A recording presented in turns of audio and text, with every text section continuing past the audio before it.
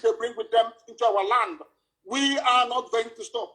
Everybody listening, everybody watching, everybody remotely interested in justice and peace must understand this.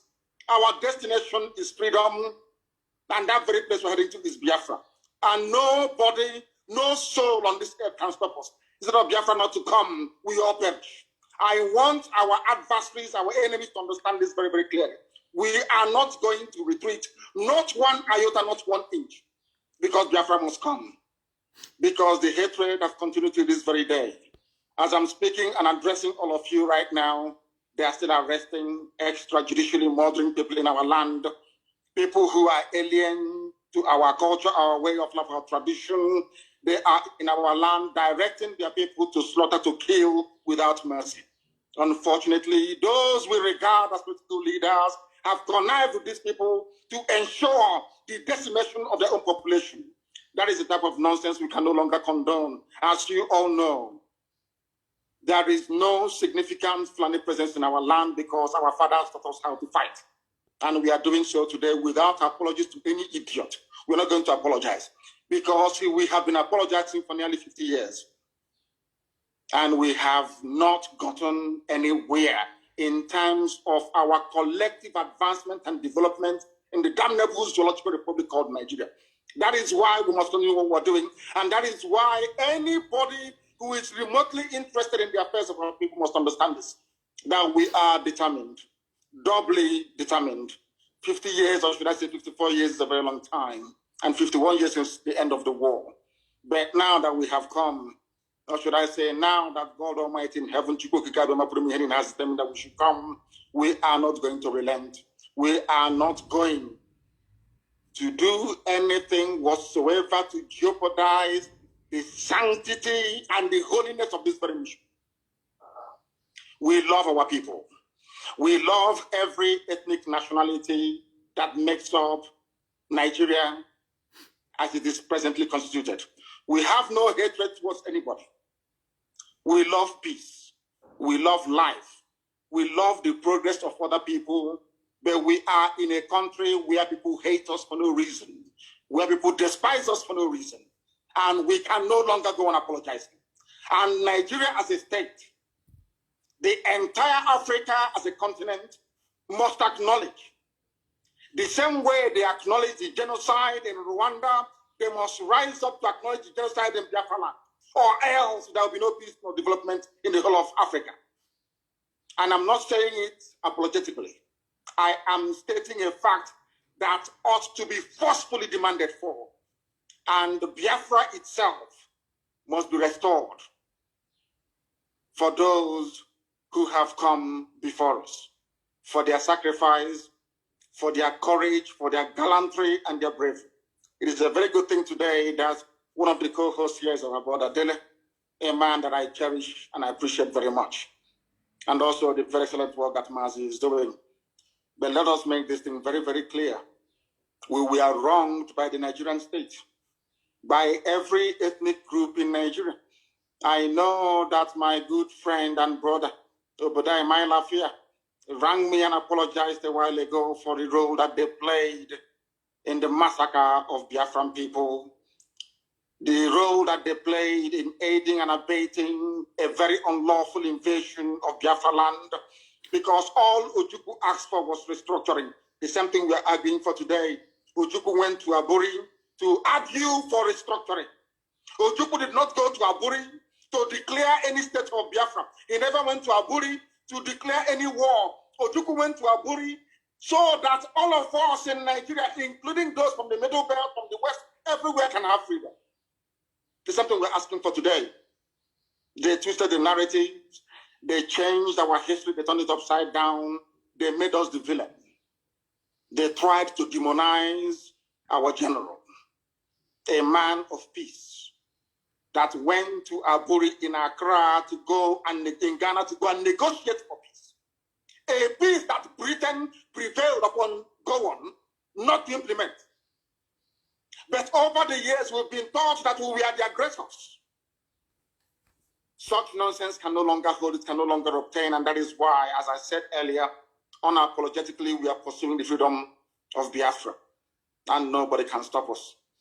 Anybody on our path is going to fall, is going to die. Instead of Biafra not to come, every living organism in Nigeria will die, I swear to God Almighty in heaven, because we are not going back. It is a good thing today that some notable Nigerians are on this very platform discussing what transpired 54 years ago. Most have tweeted to say, may it not happen again. The only way to ensure that this will not happen again is the existence of a free, sovereign Biafran nation. That is the only panacea, nothing more, nothing less. Before we came here, Ladipo Market was on fire. These vandals and vagabonds are in our land killing people relentlessly. As I'm talking to you right now, they headed some people from Enugu to God knows where, maybe to go and kill them. And you have governors, you have political leaders, you have those who aspire to high office. They are all there. Nobody's talking, nobody's speaking, because they have a lot to benefit and to gain by us being Fulani slaves. Something that can no longer continue. Something we are not prepared to tolerate. That was something I said rather very fortuitously many years ago. I said during one of my broadcasts on Radio Biafra that for Nigerians to understand that God is upset with them, that every tribe in Nigeria, every ethnic group in Nigeria will experience what we passed through during the Biafran War, that they too will also become refugees. And today, there are IDP camps everywhere. People that thought they were safe before now are fleeing their homes. The same thing that happened to us between 1967 and 1970. And that is why our appreciation and our thanks for those men and women that fought to keep us safe can never, ever, ever be overestimated. We will continue to appreciate them. We shall continue to honor them.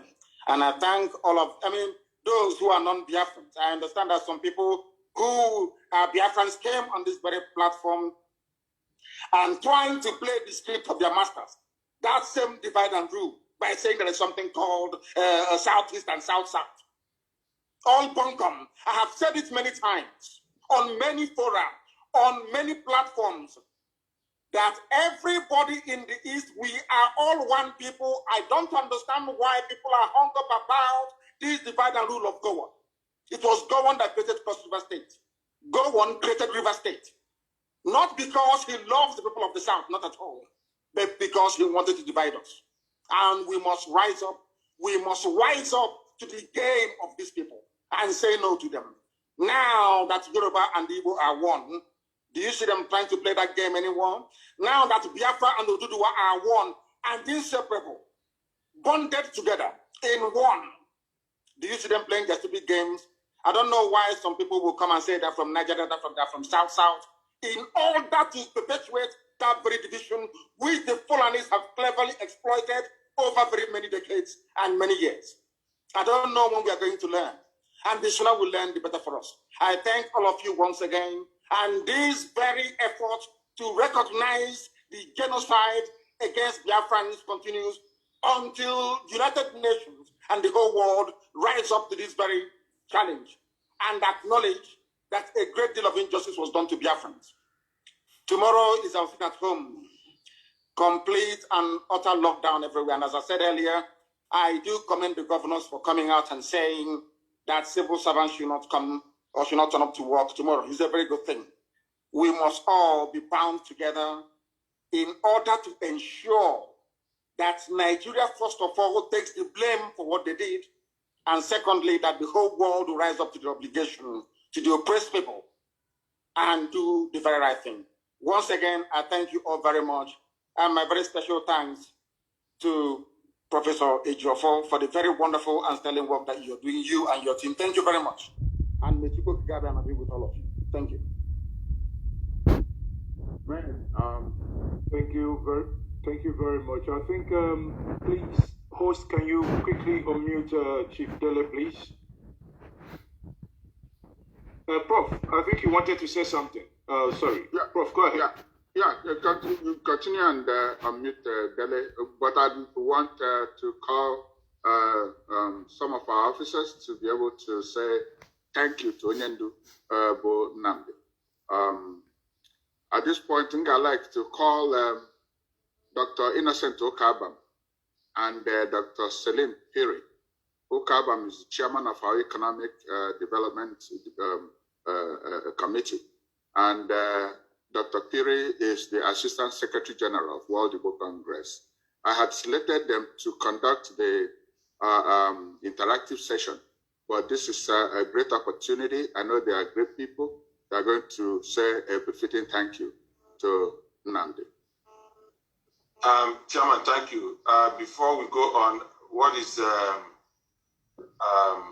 our visitor coming in with?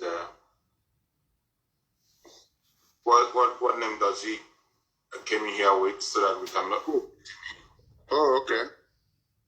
Who are you asking about? NK? Yeah. I believe not gonna hear. But Mazi Nnamdi Kanu came in with Nnamdi Kanu now. So I need to give me his name. meet him if we know what he came with. Give me his name. Yes, the name of the screen name. That's what I'm asking for. Who are you talking about? The next person to speak, I don't know. I think. Okay. Unmute Chief Dele Mamudu. FKK is here. Okay, so that once these two people that the chairman said will speak, once they finish, then Dr. Dele Mamudu will then take over, please.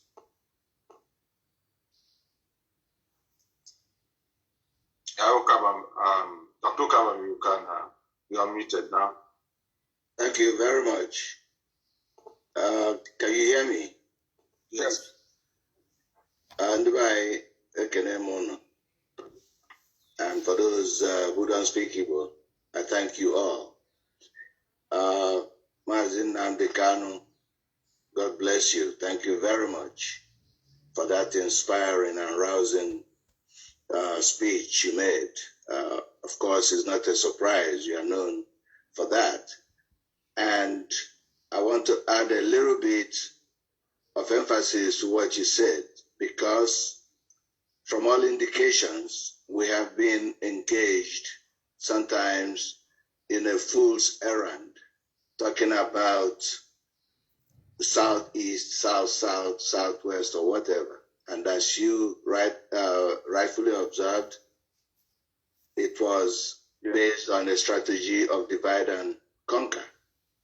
We are now still fighting for the soul of Eastern Nigeria. We're fighting for the soul of our people. The division that has been sown amongst us has prevented us from formulating a common strategy. The division has prevented us from being in control of our own politics and our own lives. We have not been able to select our own leaders. That's why today we find so much discordance and disunity in our presentation to the rest of Nigeria and to the outside world. Eastern region of Nigeria was very successful before the war because we had leadership that was based on an understanding of who the people were, what was good for people, and the people themselves were responsible for enthroning and empowering such leadership. What I would like to advise us to think about today is a way to be sure that history does not become our destination. History should be our guide. We have recounted a lot of history here today, and we have done that so many times in so many fora since the war ended, but it should not be our destination. Let us organize and mobilize. Why is it that millions of people follow Mazi Nnamdi Kanu? It's because of the message of hope that he sends out to them. Many of us on this forum were teenagers when the war started, and those of us who survived that war are the lucky ones. The ones we lost, we must not let their sacrifice be in vain. And those that are dying today, most of them were not born during that war. So it is incumbent upon us to come up with the strategy to ensure that we come together, strengthen our unity, reach out to those that are willing to align with us. What we need is people that will take care of our needs. It doesn't matter what political party they belong to. The Yoruba leaders and governors were able to produce a unified security outfit